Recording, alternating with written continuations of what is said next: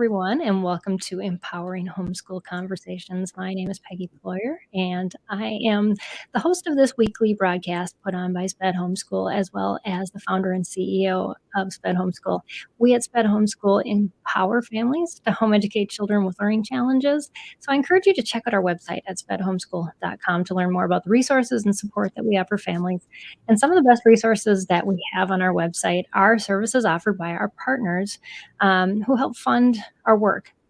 For instance, Iconix, who is on our show today sharing with us. I'm excited to have one of our partners with us. They are always a wealth of information. If you don't know, our partners not only support our nonprofit work, but they write and contribute to our blog, which is considered the #1 special needs homeschooling blog out there. And just a lot of great information listed on our website, poured out by these individuals that have invested their lives in helping families teach struggling learners. Some of them are professionals in the field. Some of them have their own services like Iconix does. They're curriculum developers, therapists, testing providers. They just provide so much for families. And we want to encourage you to connect with them because they have resources that we feel are worth putting up and saying, look at these. These people have something to share with you. We are just, as Sped Homeschool, a hub that brings all these resources together for you. And we're excited to do that. I know I wished I would have had this type of resource when I was homeschooling because I was scrambling every day. I had no idea what I was doing. My poor kids survived me and our homeschool. So we want to move you beyond that survival mode and put you into a thriving mode. And so that's why we are here to empower you. Dr. Alysia and Julie are here from Iconix, and we're kicking off a new theme for this month. And the theme is integrating technology. And we want to leave that with a bit of a caveat. I know a lot of people say, well, I'm not sure I want any tech. Well, we're going to encourage you how to use tech safely. And it's not always going to all be for your student either. Some of it's going to be for you. We're going to focus also on how to build portfolios this month with some tech tools. So don't narrow it down to my child's going to be on the computer all the time if I listen to these podcasts. That's kind of not exactly why we're doing this. We're going to teach you how to integrate it with a lot of wisdom. And so I'm excited to kick this week off with just simple tech tools that Iconix is going to share with us. And Dr. Alysia and Julie, I am so excited that you two are here with us because I know I've seen this in action with you guys at your therapy clinic and just how innovative you are with being able to integrate things that make learning fun and playful and so easy. And so hang on, viewers, if you're thinking, oh, that's what I really need, because a lot of us do. We make learning so boring and so rigid, and we forget just how much fun it can be. And oftentimes these simple tech things that we're going to talk about today can make it that way. Also, just a reminder for you before I have my guests introduce themselves is that if you're watching live, and I see we have a lot of viewers popping on, make sure you share this with people that you think, oh goodness, I've just having a conversation with somebody and we were talking about this. Let's just share this link with them, whether you're watching on YouTube or Facebook, and bring them along. We want to encourage you to share your questions, your comments in the feed, whether you're watching from either of those places, because we want to include those in our conversation and have you be part of the show. That's why we go live and don't do this as a podcast or broadcast and then post later. We want to make you part of this conversation and make it just very applicable to where you're at. Ask those questions. What are your hard spots that you're dealing with? Is there a tech solution for what I am struggling with in teaching my student? That's what we want to conquer today. So Dr. Alysia and Julie, I would love for you to give some introductions, just let our community know who you are, some of your background, and why you're passionate about helping families with struggling learners. You bet. So I'm Julie. I am a reformed special ed teacher back, I won't tell you, 2000. I got my degree in special education, learning disabilities. And obviously my heart's in the right spot. I had my mission and my ministry is all about serving and helping. I kind of say the underdog, but I have recently found the Iconix system, and it is very different than the traditional SPED way that I was taught. So it reformed me. And now that I know this way, I've given myself a little grace, and I bet your homeschool parents are the same way. Yes. They're always worried about breaking their kids or doing something wrong. You're not going to break your kid to the point where they can't be redeemed or reformatted. That's so good. Yes. If I can just give that message out, please receive that, because as a longtime teacher, this was amazing for me. So I'll just leave it at there. But I do have the Iconix clinic here in Minneapolis, in the cities in Minnesota. Yeah. Yes. That is exciting. And I love, Julie, that you talk about grace. I mean, we're all learning. It's all a process. And, I learn something new every week on this broadcast. And I've said this over and over again. I can choose to say, oh, I really messed that one up and my kids are a product of that. Or, you know what? God just didn't allow that to happen. I'm now providing this service because of all the struggles that I was allowed to go through. My kids are working their things out. We're still working through things together as they're adults. We were talking about this previous to the broadcast. But that's not a mistake either. That was meant to be. So you can embrace that. And so just learn things when you learn them, and don't set them aside when you learn them, but also don't beat yourself up when you do. So it's a great introduction. How about you, Dr. Alysia? Yeah, so I'm actually a doctor of chiropractic, and I'm also on the Iconix team. And what brought me into kind of brain development and whatnot is I started originally studying pediatric chiropractic. And then that kind of led me into all of this, and it kind of branched into learning and how we learn. And then, like we were talking about before the broadcast, I just had a daughter. And so that's kind of given me like a renewed interest, but seeing, brain development play out from the very beginning. And it's super amazing. And I look forward to kind of experiencing it myself as she grows and develops. So yeah, that's where I come from and my place. Absolutely. And congratulations on being a new mom and being here and being a new mom. That's a huge feat. You've showered and you're dressed. So that's good. But yeah, it's a process for us all, and so good for this to come back around for you. You can apply so many of the things that and in such a different way, because it now attaches to you personally. And I think that's what a lot of parents are finding as they start homeschooling is they've heard about all of these educational philosophies or strategies and things like that. But then the rubber hits the road. I've got to do them at home. And we kind of go, well, how does that play out? Because it sounded good in theory, but now we actually have to get a child to cooperate with these things in our house and make it work. So we hope that today that's going to answer a lot of those questions and get you started on that road, especially with integrating technology.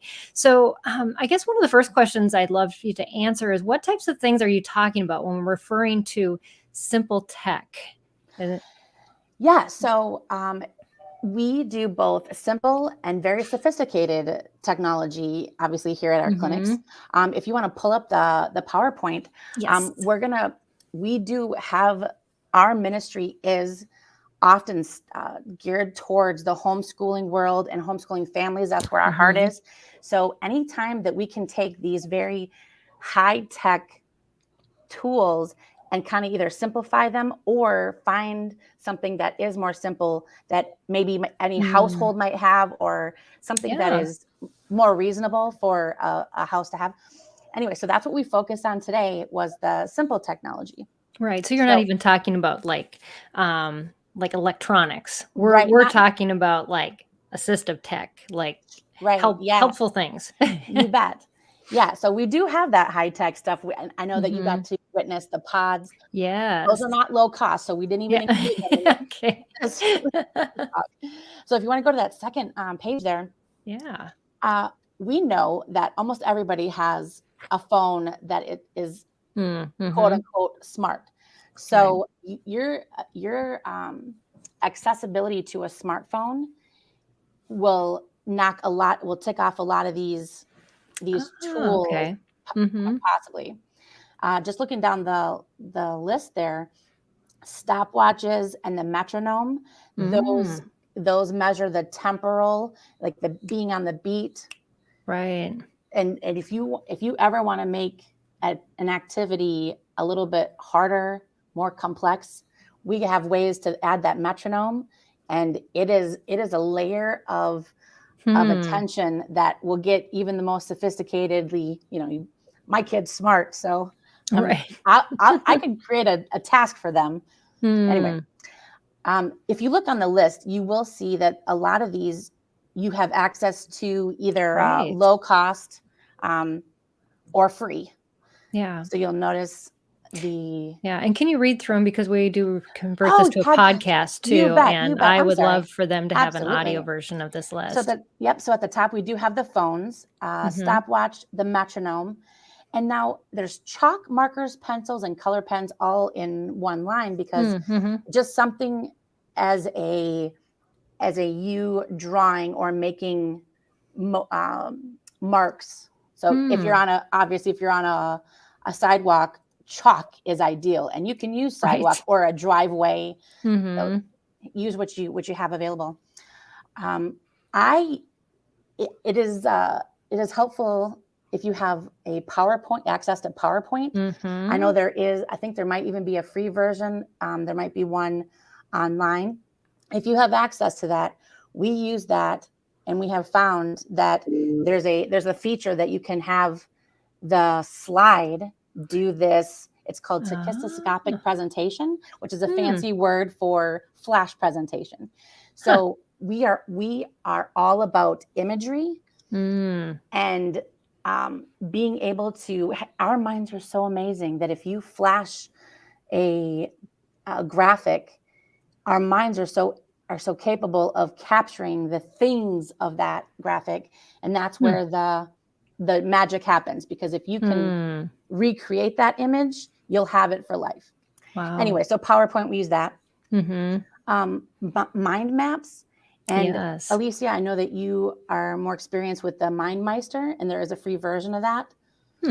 Yeah. So at in Iconix, how we present content and how we organize our curriculum is in how we start our word maps, and then we create specific icons for those words, and we substitute them out. But you can create those on your own at home using different mind mapping software, or you could just write it on a piece of paper in a like circular clock dial organization. And that's how you can, if you want to delve into creating your own curriculum or creating an individual lesson, that's how we recommend you create the lesson and present it, is in this sort of iconized web. And I personally use MindMeister. I have it on my computer because it's a free version. It obviously has its limitations, but it's very, very useful. Really quick, back to the drawing utensils. What I always like to recommend is to have kids, or anyone but kids especially, do a self-portrait without really any instruction other than just say, hey, can you just draw yourself? And it's a really great window into how they're thinking, specifically themselves, because they can't, we don't really start applying ourselves to the world and learning our place in the world until we figure out our own body. So then what we do at Iconix with all of our students is create a chronological, track of self-portraits. So every now and then we'll have them redo their portrait. And it's so cool how you can see how they change and more detail is added. Suddenly they become they might start off looking kind of like a potato with like eyes. They suddenly have arms and little fingers, and then they might have curly hair and a bow in their hair. You know, that's really awesome. So those are some really cool things that you can do just with pen and paper, to kind of track how your kid is viewing themselves and how they see their body and their awareness of their body. Right. And another thing is, go ahead, sorry.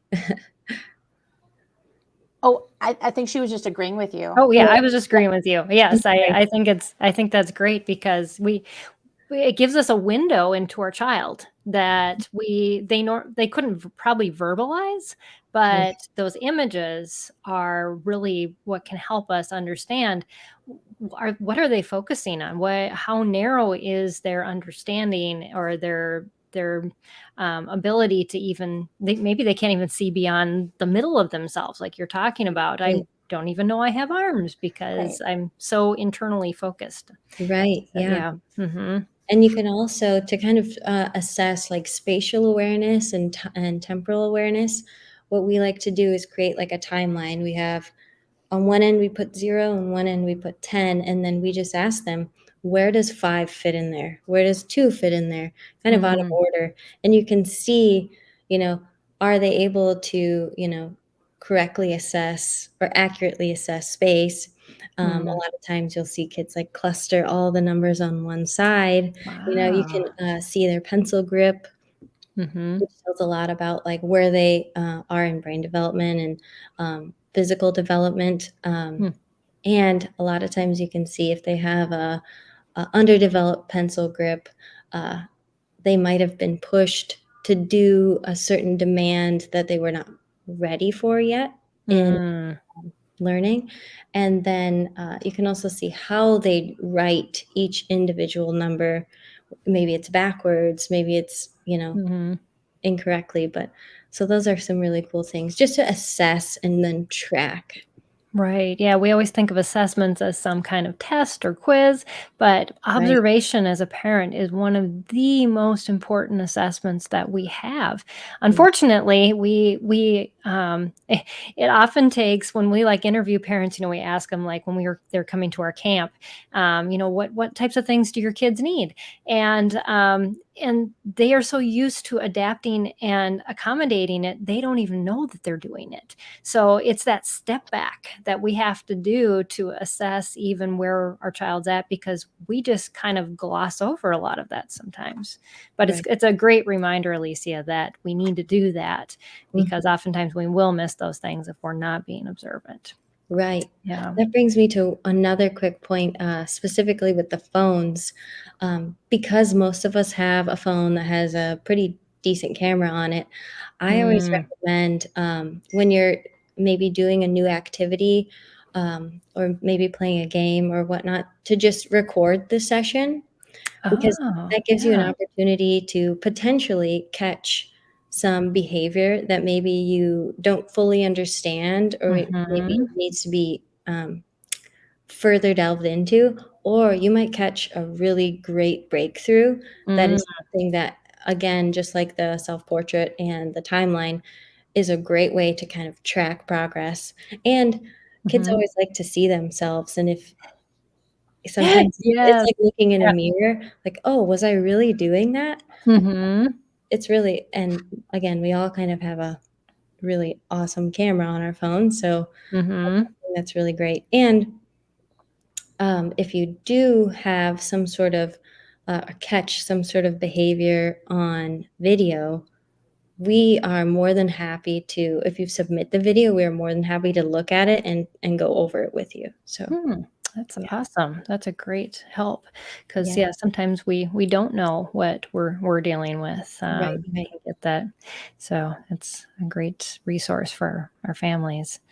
So also I think we stopped at mind mapping. So next is So for those podcast listeners, we yes. have pictures and graphics and playing cards. Mm. A lot of times, even if you just want to match up the item or pattern recognition, oh, there's a diamond, heart, club, spade. What comes next in the Mm. in the Yes. pattern?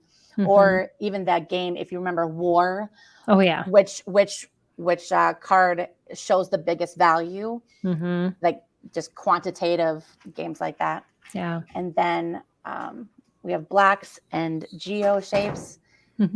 Those, you can arrange them, again, pattern recognition.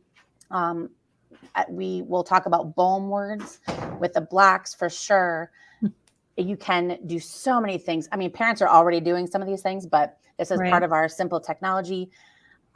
When you use blocks, the BOEM words are spatial. So here's my red block. Now I have a blue block that is just to the right of, or above, or below, or if you like a thumb over, or just the spatial awareness of it all. Right. Instead of moving your whole body, you can just move those smaller things. Talk about those words that are sometimes so hard to bring an image to, but yet with just those simple shapes, you can bring that imagery in there. Those are great ideas. And then last but not least, printables. And we're going to offer to your audience, we're going to offer some free printables so they don't have to recreate them. I mean, they could, of course, and put their own content, but yeah, but it's a great way to get started, something. So yeah. All right. So on the next slide, we do recognize that we all have the natural development of, and then we just call it the hierarchies of development. So you'll notice, if you're able to view this, that even in your utero, you're already developing your certain connections, the body development, the structure of the cranium they're making a stronger and stronger gate between you and the rest of the world. Yeah. And sometimes when those are missed, like sometimes if it doesn't connect, there are behaviors later on in life that you didn't even know that you're doing that revert all the way back to the misdevelopment or the underdevelopment of, anyway. Yeah. So we recognize that when we create lessons and sessions and plans, we respect the hierarchies. We're going to meet a student where they are, and we're not going to create a lesson that is far above and more complex than their development allows. So, if Alysa wants to speak to, I guess, more on this picture. Yeah, and also we did a whole hour-long session with your team on this learning hierarchy. So if this is something that you go, oh, this may be something I need to focus more time on, just know that we did this interview last month and at the beginning of our preschool series. And so that you can definitely dive into that. But is there anything, Alysa, that you wanted to add to this? Just that's how we recommend you structure games and lessons is based off of the hierarchies of brain development, and that all of these past, present, future, receptive, expressive, object, picture, symbol, movement, auditory, visual, those are all aspects of games that we recommend that you create. And you can add more complexity by progressing up this hierarchy. Got it. Yes, because it does get more complex as you kind of move up through those.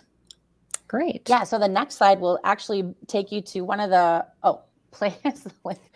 So this is just one of our mantras that every kid knows, and sometimes we as adults, and I know you've had guests on that have explained the brilliance of play. Sometimes as adults, we forget that, I mean, play is where all the magic happens. So if you go to the next slide, one of the less complex, I mean, there's a lot of activity and mind focus that needs to happen during these games, but you can take a simple game like Simon Says and you can make it more difficult, as in we all know how to play Simon Says. You have the person at the front. Simon Says, raise your arm. Now you can make it difficult by saying, if I say Simon Says, raise your right arm, you have to do the opposite. So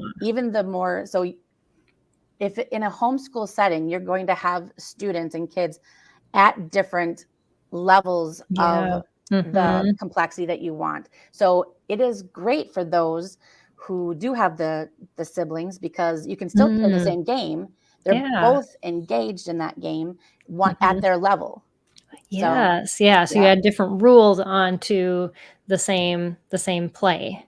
Yep. Yep. Very cool. So Kevin, because you're 9 and you've played this game for 12 years or whatever, then we're going to have you do the opposite. Whereas we're going to have little Kimberly, she's only 5, so she's just going to copy. So you guys all have your rules, ready, set, go.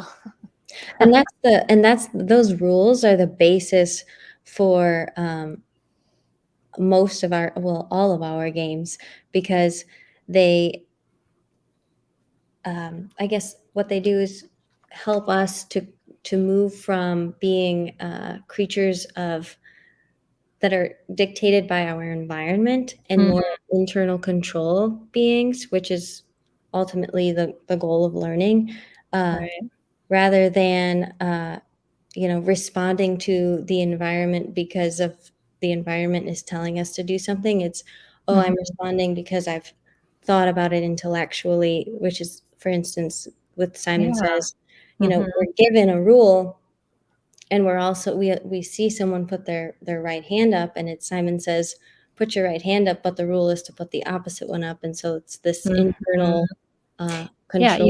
You have to filter it, and it requires a lot of brain processing to do that. And then if you add the metronome or the stopwatch to it, it makes it even more difficult.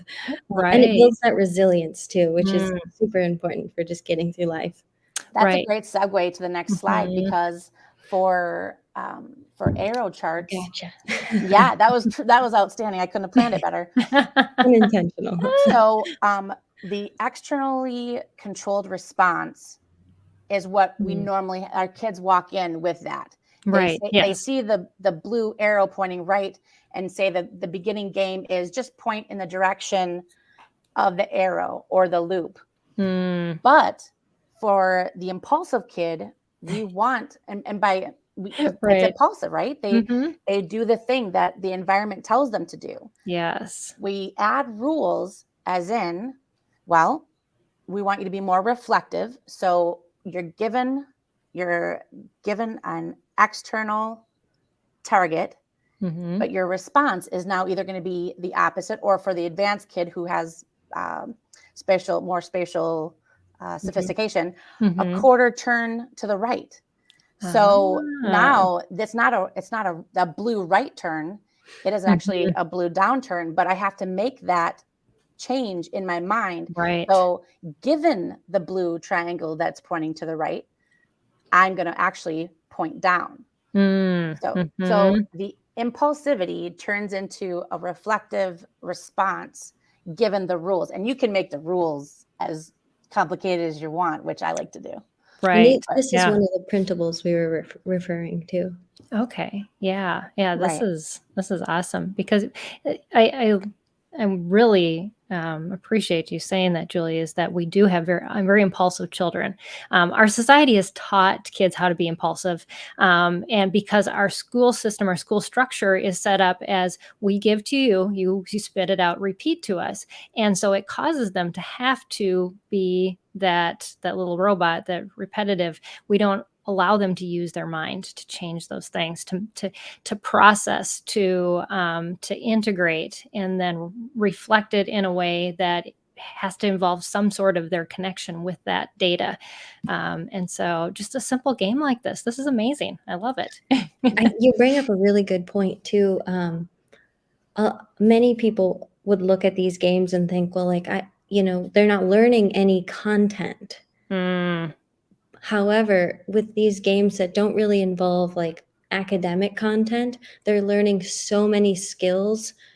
Yes. So that when you introduce whatever content it is that you decide, they have the skills to take it in, absorb it, and embed it in deeper memory, especially if you come up with ways to input content into these kind of fun little games. Right. Yes. Yeah. Well, you guys just added to my curriculum because I started teaching aerial classes, and I've got 2 7-year-olds, and Right. I told my daughter last night, I'm like, they're not strong enough to really do much, so I don't know what to do with them. So we were playing Simon Says this last week, and I'm like, oh, I can use this with them. Yeah. So I guess added to my aerial classes will be some fun opposites, and And for your auditory audience, Mhm. for those who can only hear, so the picture is a grid of shapes that are triangles, arrows, and loops. And there are 3 different colors as well. There's blue, green, and red.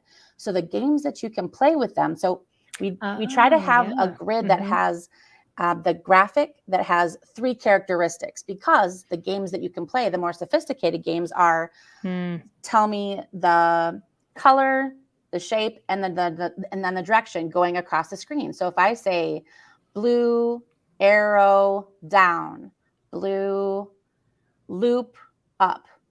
So you Mm. see I'm going across. You can't see my mouse, but I was going across as in I am going to give it the characteristic. My response is going to be, the rule is you're going to say the color of the first shape, Hmm. the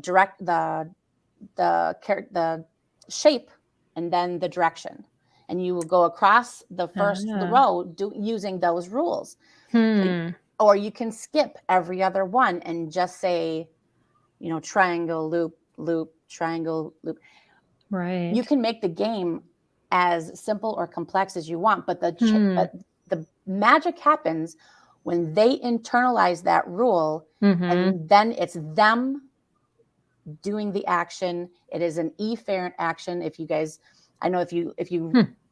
you watch one of your other broadcasts, we talk Right. about the difference between afferent and efferent. And Yes. efferent is where there's that rule, and it's the doing of, it's the putting the effort in. Mm. Whereas the afferent is just all this information just coming at us. Mhm. It's the reason why we can binge watch ridiculous shows when we just want to turn off our brain. There's Right. no thinking involved. So Mhm. anyway, Yes, that's a good point. And unfortunately, a lot of education is like that mass just pushing in information, and there's no response that requires any sort of thought other than recall. And that's it. and for, again, with the whole grace and the Mhm. as a reformed sped teacher, I just want to let all your viewers know that the traditional way of school is give us the information so that we can know information. Well, Mhm. we have transitioned or pivoted now because we have information literally at our fingertips. Right. What we need now are teachers. They have to pivot in their roles as not so much information givers anymore. Mm.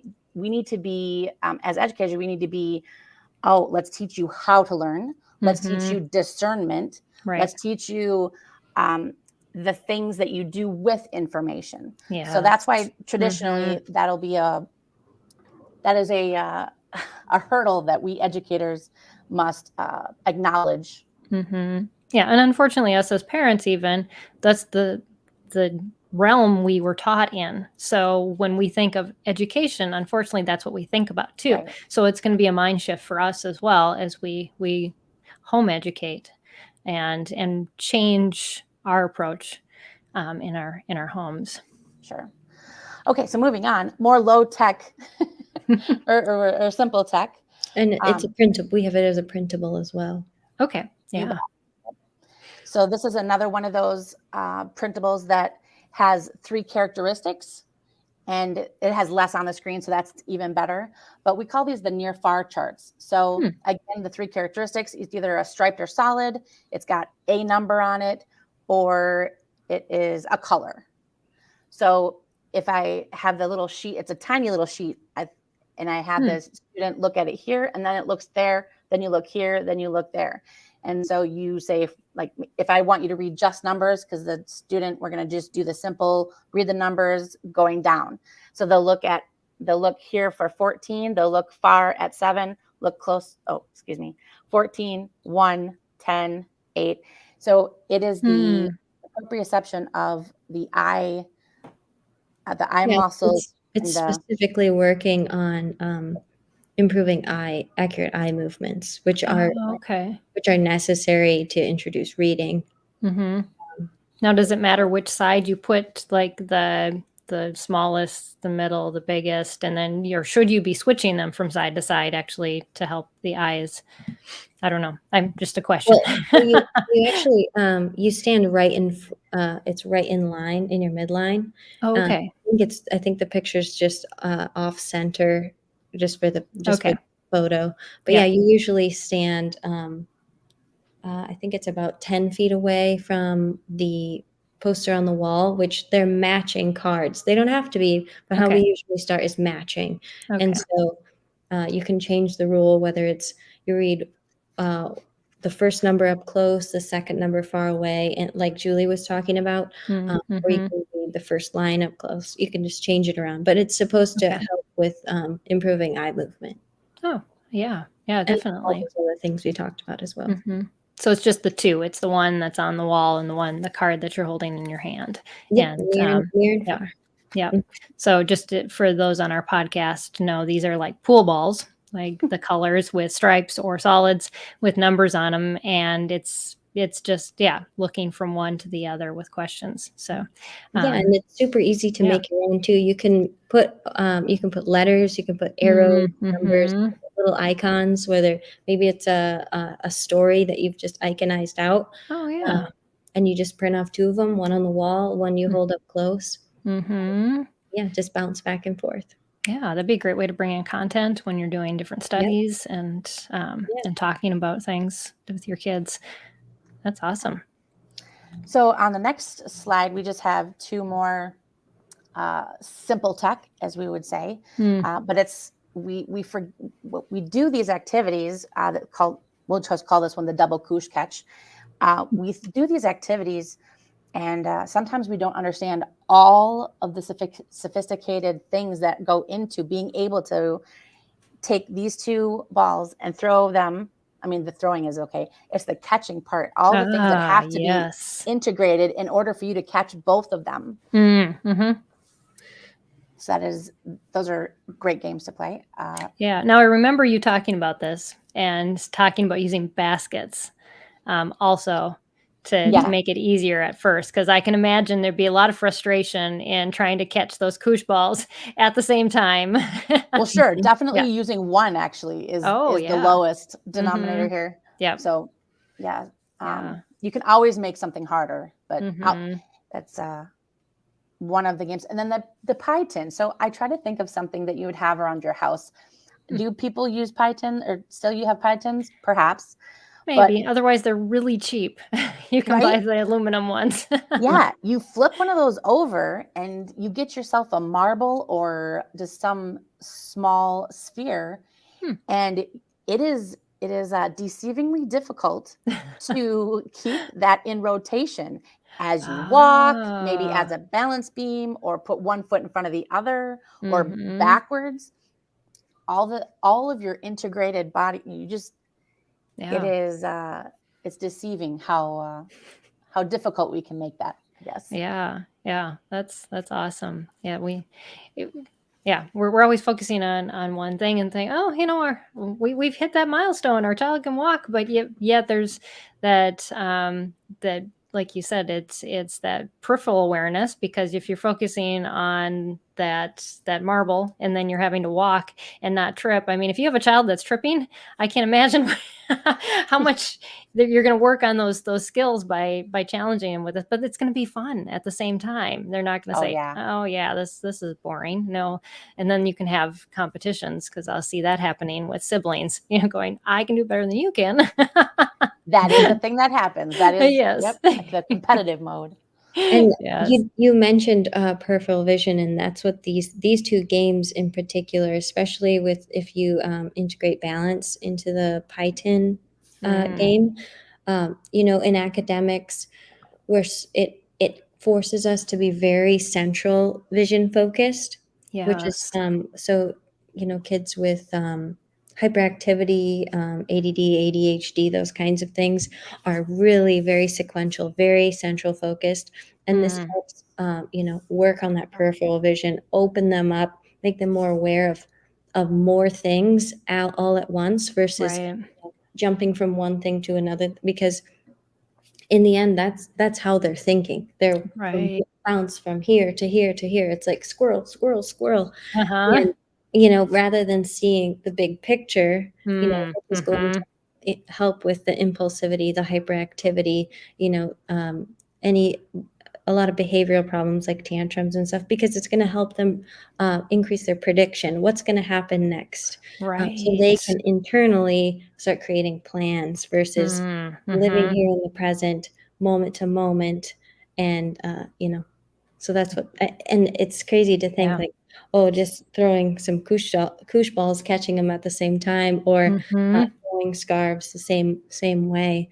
Yeah, that'd be a good way to start. They're a little slower. Exactly. So yeah, Yeah. those are really Yeah. I love how you explain that, because I think a lot of times we're just like, oh, our child just has to live with this, and their attention's always going to be this so hyper focused.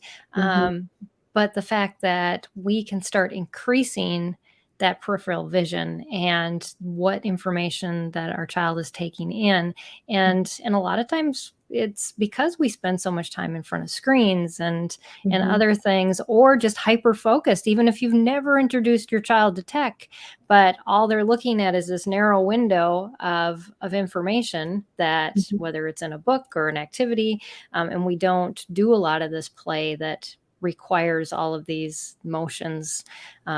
And just as a society, we become more that way. Right. And so to integrate this into our daily learning is where we're going to start seeing results. So thank you for just showing us those simple things. I think a lot of times parents are like, well, I want to do that, but well, how?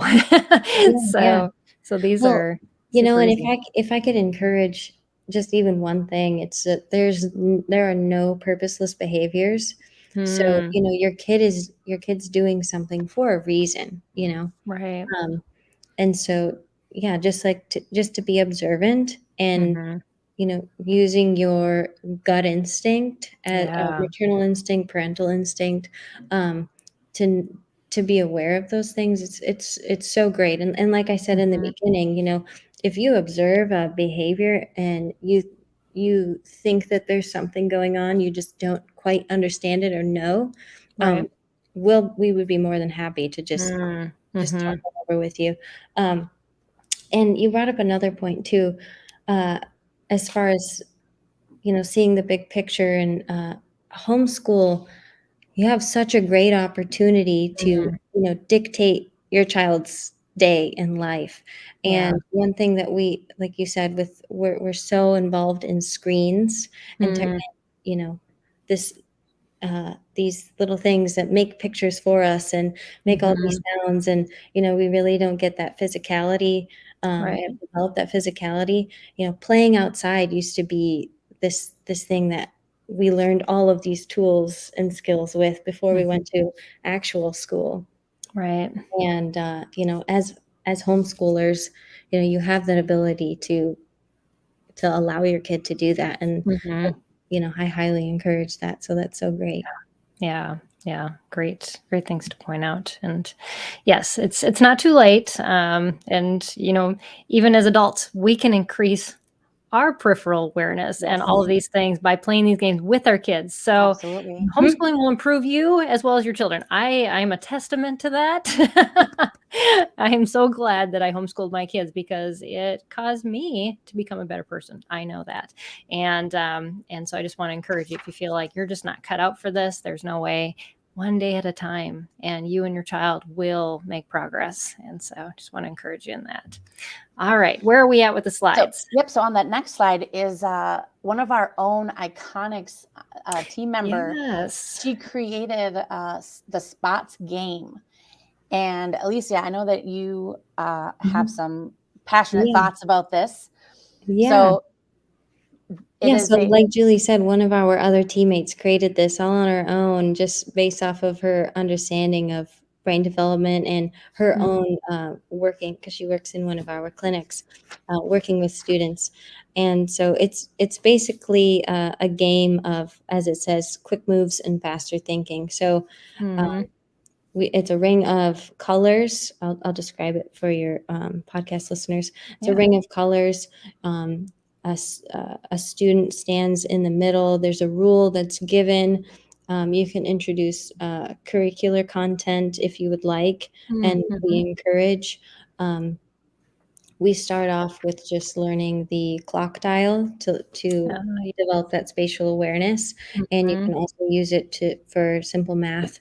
And like we've been talking about, this whole broadcast is just adding in those rules that then the student has to manipulate and then output some sort of physical movement, verbal, gestural. We incorporate gestural movements, and that's all encapsulated in this SPOTS game. And we offer content to also go with it, curricular content to go with it. That's great. Little picture cards. Yeah. Yep. And there's a link down at the bottom of the screen. Yeah, and we'll include that in our feed for the YouTube channel as well as the podcast. And our World at Hope Park said too, spots can be pre-ordered because it's still in the design or the manufacturing phase, I think, because when we had Mackenzie on last month, she had said that they were trying to get enough orders to get that together. So, and Mackenzie's the teammate I was referring to. Yeah, and she's a homeschool grad, or she had been homeschooled. So anyways, another bonus for homeschoolers there. Brilliant young lady, just a brilliant young lady. Yeah. So on the next slide, about that. There are just a list of games that are within reach for most families that do great things, integrating a lot of the skills that we would want to see in the advancement of our students. So for those who aren't viewing this, there's mazes, simple mazes like when you're kids. More complexity is if you don't use a pencil to complete them. Oh, you just use your eyes. Yeah. The next on the list is hopscotch. Just the movement and the rule of having to skip the number. Obstacle courses, any obstacle course. I have not yet met a student who doesn't enjoy obstacle courses. Or a that was what my house was like made into when my kids were younger. There was never a cushion on the couch. Right. You bet. Just it's fun and mysterious. Yes. And if you introduce the rule of, okay, you've created this obstacle course, before you go through it, I want you to mentally go through it. And for instance, great. Estimate how much time it'll take you to go through it, or estimate how many steps will it take you to go from here to here before you do it. Then do it and, see how accurate you were. If you were very inaccurate, let's try again, those kinds of rules. You bet. Again, mind maps, battleship. A battleship is terrific for spatial awareness, of course, but then learning the grid. That is. Yes. The F2, whatever. Right. Yes. hit or miss. Right. And then you have those operation games, and they make many versions of those. That gets you down into the particulate and just in that central vision. Right. And being real careful and using all of your fine motor skills in order to complete the operation. Uno and memory games, Go Fish, Old Maid, War, dice, and juggling. I don't know. I know, Alicia, you wanted to speak on some of these, but I didn't know for her audible audience. I want to make sure I went through all of them. Yeah, real quick, back to Battleship. That game is it's super good for creating for helping create visual images, and obviously memory. What we like to do at our clinics is to use those little geo blocks with shapes, and then you could just put like a folder up like you did when you were in school to kind of block. and you have one person on one side and one person on the other with the same shapes, and one person creates this sort of diagram with the shapes and has to like verbally describe where Yes, and I what watched this at your position it is. clinic. Yes, Yeah, it's super great to create that visual image of like, okay, Mhm. they described it this way. I have to see it in my mind before I can put it on the page and put it in Right. its right position. So that's a really great and fun game too. Mhm. Yeah, just to be able to articulate verbally what you're seeing Yeah, physically right. and And that's where to those GOM instruct another concepts can come in person to be too. able yeah. So Yeah, so you yeah. not only that, but you have to be able to convey it and your Mhm. communication skills, all of those things being improved upon because Receptive and expressive. yes. Yep. Mhm. Yeah. Yeah. Yeah, and we had one of our viewers too that was talking about your game too. She said our students do a lot of obstacle courses to help remediate the primitive reflexes. Yeah. So That's yes, great. yep, Makes sense. lots of Mhm. movement. So Kids love the definitely. movement, of course. Yeah. Oh yeah, yes. Talk about a good brain break. We Well, talk about building those in and getting some yeah. exercise. Yes. Well, and when you're learning new content, if you incorporate movement into the learning process, it Mhm. actually embeds the content further into your memory. It incorporates different areas of the brain, which embeds it into that Mhm. hippocampus area. That's awesome. Yes, Mhm. and unfortunately, we just wanna try to usually just get through the workbook or get through the page, and let's just get done with this, Yeah. but we wanna embed Have it. fun with We it. wanna get it there to stay there, not just to get it there and be gone again. And pass a test Yeah. Yes, and pass exactly. those state tests. No, you Yeah. do that. Yes, so an Mhm. encouragement there, and the Right, and, we use, the dice, that's just the last one I'd like to hit on. Mhm. The Yeah. dice we use, for early, introduction to math for, Mm. like, standard configurations and whatnot, it's really helpful. So, Yeah. yeah, Yeah. Just yeah, that's a very good simple way to get those pictures embedded in right, your mind as to this is what one looks like too, and yeah. yeah, and Mhm. adding and subtracting and all that.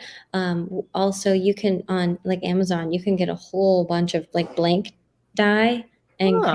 create your own if you'd like, so So yeah. what would you use those for? What would you put on them? So, what we've started to do is put little images if you want to create stickers, or you can customize your own set of number dice.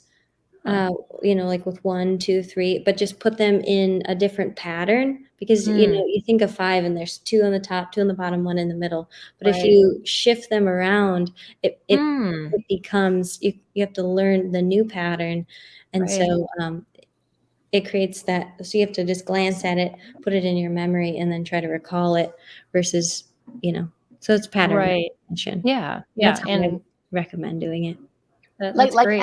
Like Yeah. anything, we want to connect the new information with stuff that we already know. Mhm. So anytime we can do that, that is ideal. For instance, Right. like those mind maps, it just occurred to me.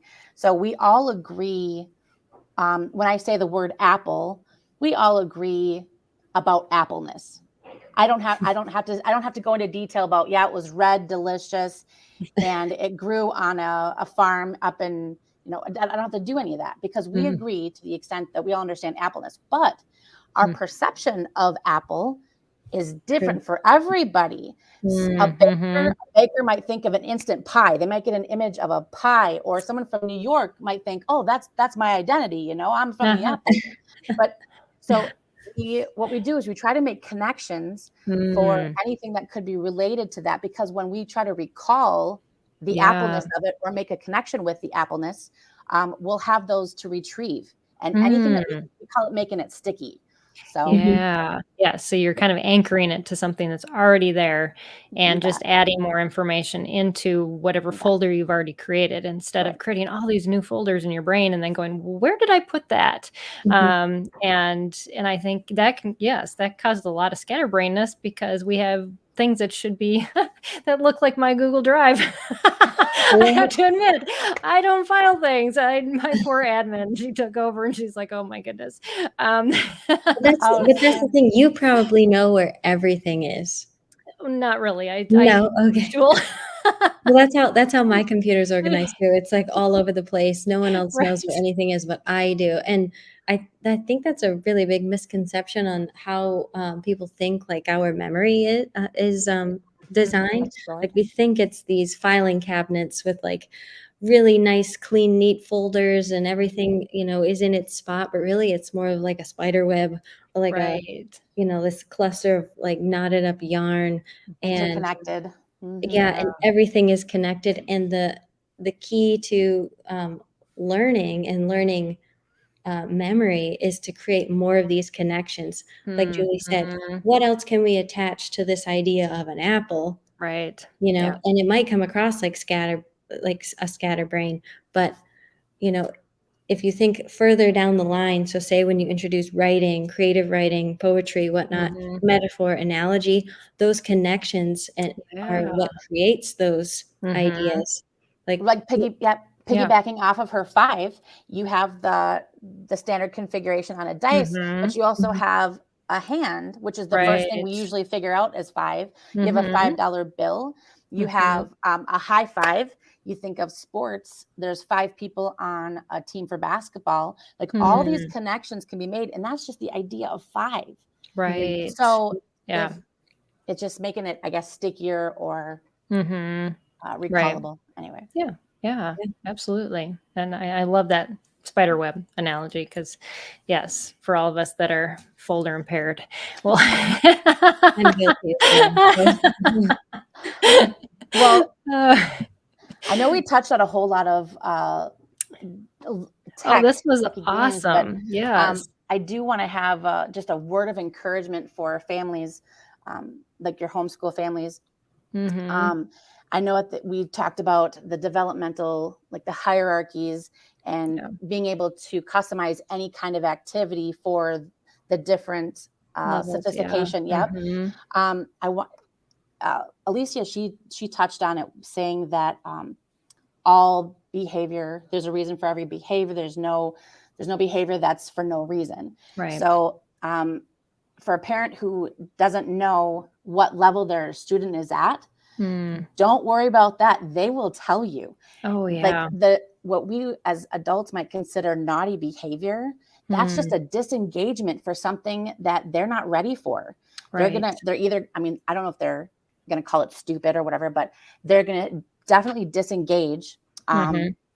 They're just gonna let you know this is too sophisticated. I need to go a little bit Mhm. less complex. Give me something a little bit easier, take off one of the rules, or give me Right. something that is at my level. So Yeah, Yeah. and that's where we call the white water area, because Mhm. just prior to white water it's a little too easy. Then you Mm. get to white water and it's just hard enough Mhm. that they Yeah. learn it, and they learn it really well. And then if you go too far, you've gone past it, and yeah.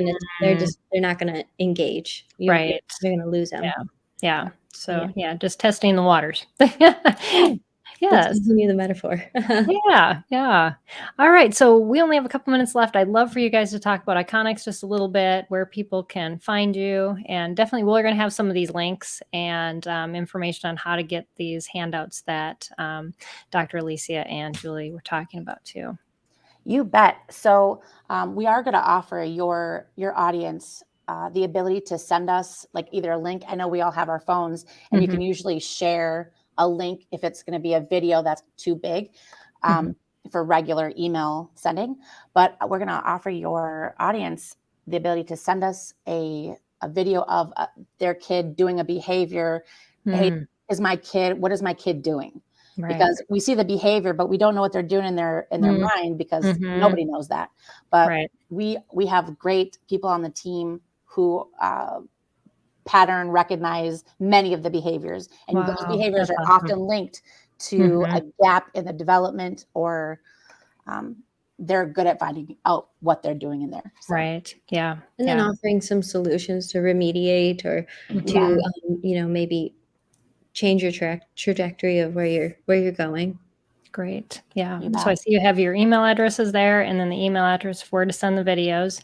And like I said, we'll put those in our description because they're they're kind of long, so we don't want you to Sure. spend too much time. But yes, but that's often awesome.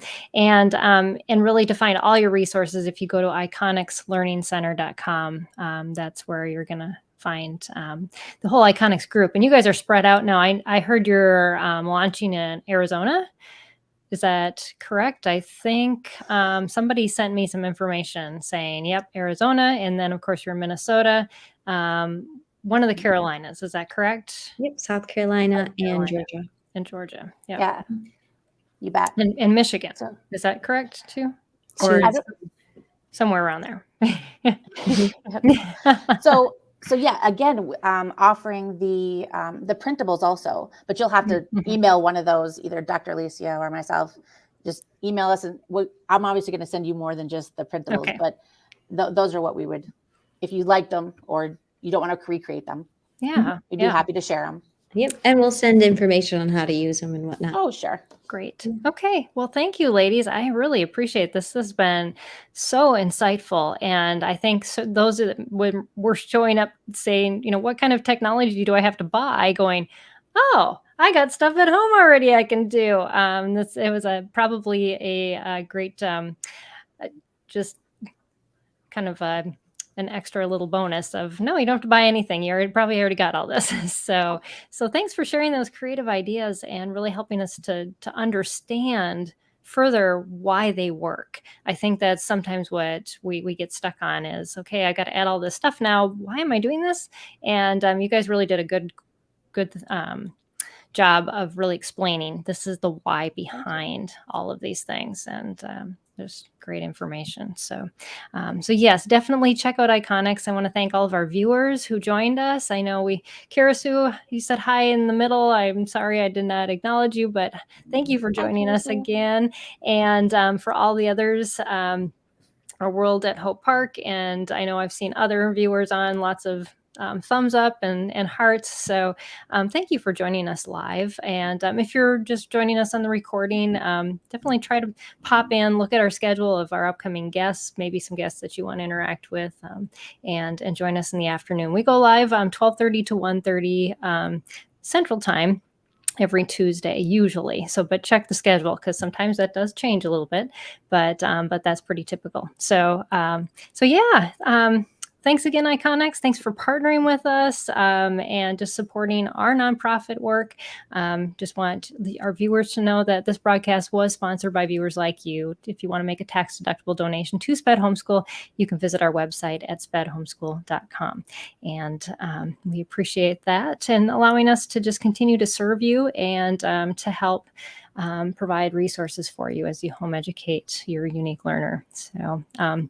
So awesome job, ladies. I'm excited to have you back on the show and just all of the.